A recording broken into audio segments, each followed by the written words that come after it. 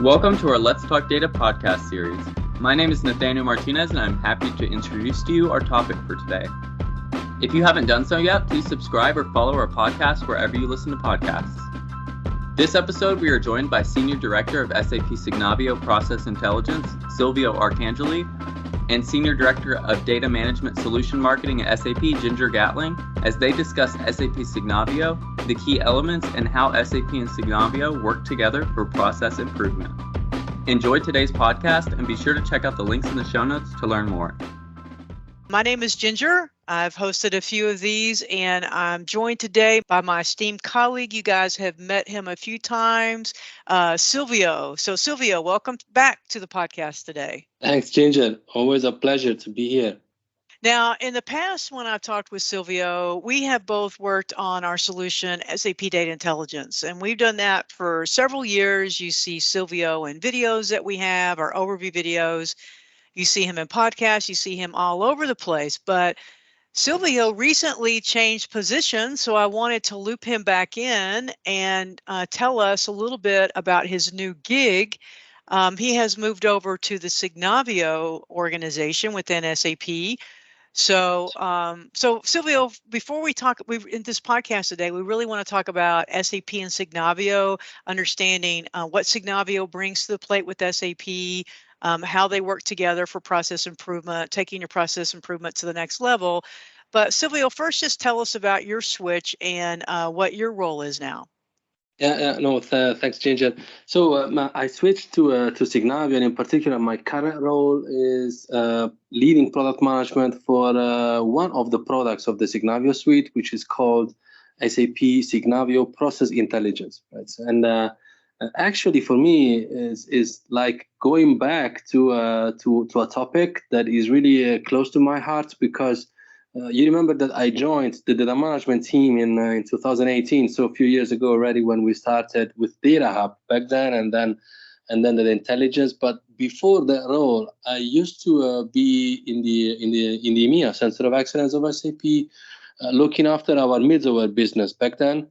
And actually, the most innovative product we had on our portfolio at that time was a process mining solution. In those years, it was an on-premise solution that was provided by another company, by Solution Extension. And now, the reason why I moved to Signavio is that SAP has acquired Signavio, and the whole topic of improving business processes with an end-to-end approach and in a very structured way has become a primary topic now for SAP. In particular, if you think of all of the customers who are undergoing a transition to the cloud with the RISE program, you can imagine how meaningful and impactful it is, right, to actually seize the chance to review their as-is processes and improve them as they transform it. So it's become a very big topic. And part of the Signavio suite now, I would say probably one of the biggest products in the Signavio suite is Process Intelligence, which is a process mining product. So, it's that topic that I was helping to develop years ago when it was still sort of in its startup kind of mode. So that's why I was very excited to get back to my roots, let's say, and drive SAP's process mining product in this phase where it's really under the spotlight, I would say. So it's an exciting change for me. So it's really kind of a circle, right? You're doing new things with Signavio, but circling back to expertise where you were before, right? That's what seems like, and that's a great opportunity for you. So it's our loss, but it's good for SAP. So when did we acquire Signavio in 2021, right? Is that when SAP acquired Signavio? Do you remember? Yes, it's at least it's when it was when the acquisition was completely finalized, because you know that acquisitions are always a long process to complete. And the Signavio acquisition started earlier than that, of course, but it was then completely finalized with Signavio becoming a line of business within SAP. In 2021. So it's now officially called SAP Signavio, right? SAP because I'm Signavio, checking out. Yeah, exactly. So it's that's part of the rebranding. So we are, let's say, switching the names to SAP Signavio for all of the products in the suite. There are also some products in the Signavio suite which were SAP homegrown. So in particular, there's one called SAP Process Insights, which is now part of the same suite. But that one was an SAP product, effectively, which is just now part of the same suite because it really belongs there from a functionality perspective. And also, Ginger, one thing that I really like about my switch is that I think one of the additional reasons why I moved to Signavio and why the colleagues came and looked for me is because of my BTP expertise and my BTP background, because now that Signavio is formally part of the SAP family and has been acquired, you can imagine that there will be lots of synergies with the business technology platform and its services, and we are looking forward to leverage that more and more. And probably one of the very first front-runner synergies is exactly with SAP Data Intelligence Cloud, which is something that perhaps we can dig deeper in another podcast, I guess. Because it would deserve some dedicated time. Okay. Yeah, that makes sense. We'll do a follow-up. We'll do a part 2 soon on this podcast for Signavio and specifically SAP Data Intelligence Cloud. But let's just step back. So just tell me, I'm at the Signavio website. So if you guys want to come with me, just go to, well, if you're driving, you can't. But when you're in front of a computer, go to signavio.com, and it says, discover the journey to process analytics, drive efficiency and customer excellence by connecting process data with customer journeys. And I was looking at a lot of the videos today. So they showed videos of Signavio understanding your internal processes, but then also understanding the consumer's view of the processes. So maybe whoever's using the process, both external and internal. So for example, even internally, like PO approval internally. And it really showed like a mapping of what you think your process is to what the experience is for the internal colleagues and what the experience is for the external colleagues. And that is all I know about Signavio. So maybe just, treat me like I'm 5, which I know you have to do a lot, and just, the big picture. What is it? Why did we acquire it? How does it help us for just generally? I know you talked a lot about the transformation. Definitely as we transform to S/4HANA, you can understand your processes. So give me the elevator pitch for the solution overall. Oh, thanks. So first of all, what it is. So Signavio is a German-based company that was founded now I think more than 15 years ago. So in the mid years of the notice, right? So around 2005, 2006, if I'm not mistaken. So as part of my onboarding into the Signavio organization, I was actually I had the chance to listen to Gero Decker, one of the founders, who told us actually the story about how he founded the company in those years with this very simple idea that they had back then, which was to use this very new technology, which was the web browsers, to perform business process modeling. Right. So during those years, it wasn't trivial because business process modeling was typically done with very heavyweight kind of tools. And Gero and his university mates came up with this idea of actually having a very simple web-based tool for doing business process modeling, and that allowed or enabled actually a very revolutionary approach within large organizations, because if you model a process using a web browser, you can then use a link to your process and share it via an email with other colleagues who can then pick it up and continue editing your business process model. So it was effectively a cloud-based approach to business process modeling, but in those days it was really revolutionary, and that's how it started. So the DNA of the company is really around business process modeling made easy for the business users, right? So they come with a very top-down approach, business friendly and business facing, and that is still part, of course, of the core of the Signavio suite. So if you look at Process Manager, which is about analyzing the current state of your business processes and modeling the future state of your business processes in a collaborative way, completely cloud, and so on. And then, of course, the suite grew over time, adding also functionalities for business process governance, so to check compliance and all of the documentation and so on. It grew over time, including also functionality about journey modeling, so about modeling the interactions of people with a business process, to factor in their sentiment and their experience as well. So, and imagine there the amount of synergies that we can now have by bringing in Qualtrics data, right, on that side of the suite. And finally, last but not least, I think around 5 years ago, that's when Signavio added also the process intelligence bit. So process intelligence, which is my product now, it's effectively the process mining product of the suite. So what is process mining? So process mining is really an exciting and innovative technology that looks at the process data. So we collect business process data, so business process transactions, which are saved across the various enterprise applications that support a certain business process. So think about procure to pay, or order to cash, right? Or so the usual suspects. Let's say we have a library of a lot of different processes where we already have templates, right?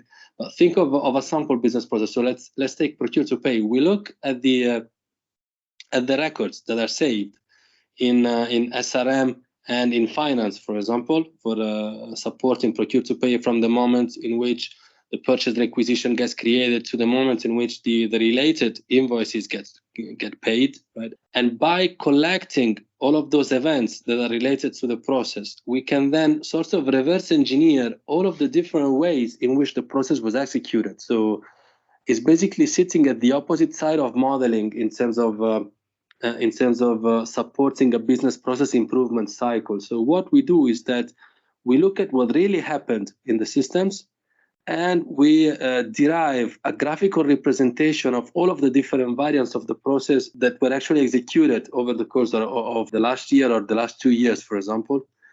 And this allows us to then help all of the process analysts, all of the process stakeholders to properly discover everything that happened for real. So not just what was expected, not just what was supposed to happen, but everything that actually happened, including all of the unexpected or totally unknown process variants. So including those things which perhaps are out of compliance, including those things that perhaps are totally inefficient, or sometimes, when we are lucky, also including variants that perhaps are incredibly efficient and better than what we expected, right? So you can even discover best practices in this way. And we can track all of the relevant KPIs and analytics. And this is really key to getting full visibility and then driving the process improvement loop to being more effective in let's say in making the process more efficient. Because the key point is that if you don't know exactly what is happening, you will not be able to improve it. Mm-hmm. And the things that you were talking about, collecting the events and kind of reverse engineering, all that's done in the solution that you cover, process intelligence. Is that right? Yes, exactly. And as you can imagine, when it comes to applying process intelligence on top of complex enterprise landscapes, one of the key hurdles that have to be solved in terms of implementation, in terms of project effort, is really on the collection side. So how we can integrate the data from the 5 or 6 different enterprise systems that perhaps are involved if you look at the end-to-end process, right? And that's one of the areas of very clear synergy with the SAP BTP portfolio, and that's something that we can dig deeper perhaps in our next podcast. Right, in our next bucket. So if I was going to use SAP Signavio, would I have to say, first of all, like what area do I want? You mentioned like order to cash or procure to pay, something around operational excellence. Would I first need to know the area? I mean, how would let's say I'm a new customer and I've just signed an agreement with Signavio. Is that where I would start? What business area because it seems to me, it feels overwhelming, right? To know how my process have executed for 2 years. It just feels like it's a lot for a business analyst to handle. So how would I start? You need to go step by step, right, incrementally. And I would say that the first aspect of a scoping exercise for a Signavio implementation is exactly to decide which process or which processes we are going to address first, right? So, and that is really a business decision. So at the beginning, we need to understand which processes are the ones that are currently more critical to the business in terms of money, which is at stake, or in terms of impact on customer satisfaction, or in terms of innovation potential or change management, which is required, right? So, and that is really part of a business assessment. So, for example, we might decide that, okay, the kind of priority is really on saving costs. Therefore, let's start from procure to pay, which is the easiest one, right? If you look for quick cost saving, but there can be other cases where you want to start from your supply chain first instead, because you want to make it more flexible and more efficient, or you want to start by looking at your production plants, right, or other processes which might not be the most common ones, let's say from an SAP-centric perspective. So all of them can be the right choice, right? So it really depends on the business objective. So anyway, the first point is which process we are going to look at first, based on what the business wants to get out of it. So either cost saving or transformation of the process, in order to better support some business transformation, or in order to improve customer satisfaction, or also processes where the business has a gut feeling that the risk for compliance is higher. That can be another very good reason to look at a certain process first, right? So, and therefore, yes, first thing to decide is which process. And then once we decide that we want to look at a certain process first, the second aspect is, let's look at the IT landscape that supports that process. So which applications are in scope? How much customization is there in those applications? How much automation did we achieve on that process? So another objective that the business very often has is improving the degree of automation in a certain process, right? And process mining can really help with that, because one of the things that we can easily discover is also the amount of automation and the amount of manual steps which are still involved in the most common variants of a process. So we can, let's say, identify quickly automation potential within a process. And that's where then you would use other products of the SAP portfolio to execute change and improve the automation of a certain business process. And here I'm referring in particular to the SAP process automation solution, which is part of the BTP portfolio. And who are the personas who are doing this? I mean, obviously, I assume Signavio comes with a various set of connectors. We can talk about that, and then maybe there's a developer that has to do an API to connect. I don't really know, but who are is it primarily a business analyst, or is it, obviously, if you have to have the IT landscape, are there developers or data engineers? Who are the personas who are working with Signavio with the solutions themselves?